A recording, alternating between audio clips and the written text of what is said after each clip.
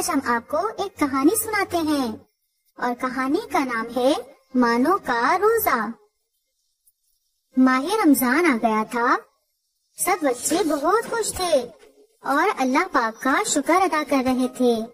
ایک دن اسکول میں ٹیچر نے سب بچوں کو بتایا ماہ رمضان کا روزہ مسلمانوں پر فرض ہے، ہمیں اللہ پاک کو راضی کرنے کے لیے روزہ رکھنا چاہیے۔ ایک دن زارا، سارا اور نازو کھیل رہی تھی کہ مانو روتی ہوئی آئی۔ سب بچوں نے پوچھا مانو کیا ہوا؟ مانو نے کہا میرا روزہ ٹوٹ گیا ہے۔ سب نے پوچھا تمہارا روزہ کیسے ٹوٹا؟ مانو نے کہا میں نے روزے میں کیلا کھا لیا اور پانی بھی پی لیا۔ سارا نے کہا مجھے معلوم تھا کہ تم سے روزہ نہیں رکھا جائے گا اور تم کھانا کھا لو گی۔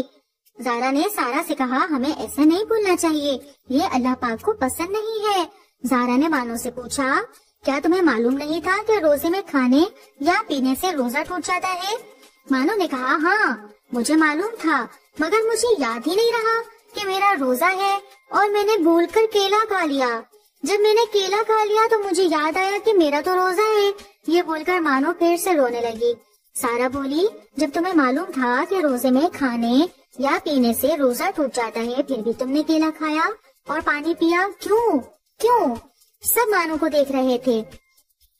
سارا نے کہا میری امی نے ایک بار مجھے بتایا تھا کہ بھول کر کھانے یا پینے سے روزہ نہیں ٹوٹتا۔ یہ سن کر مانو اور سب بہت خوش ہوئے۔ مانو بھاگ کر امی کے پاس آئی اور امی کو ساری بات بتا کر پوچھا کیا میرا روزہ ٹوٹ گیا؟ امی نے کہا نہیں زارا۔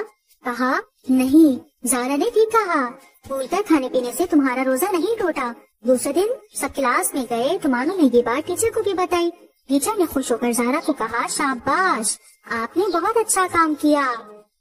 تو پیارے بچوں، دیکھا آپ نے کہ جو بچے ماہ رمضان میں روزے رکھتے ہیں اور بھول چوک کر کچھ کھا پی لیتے ہیں تو اللہ تعالیٰ ان کو معاف بھی فرما دیتے ہیں اور ان کا روزہ قبول فرماتے ہیں اور بچوں سے خوش بھی ہوتے ہیں۔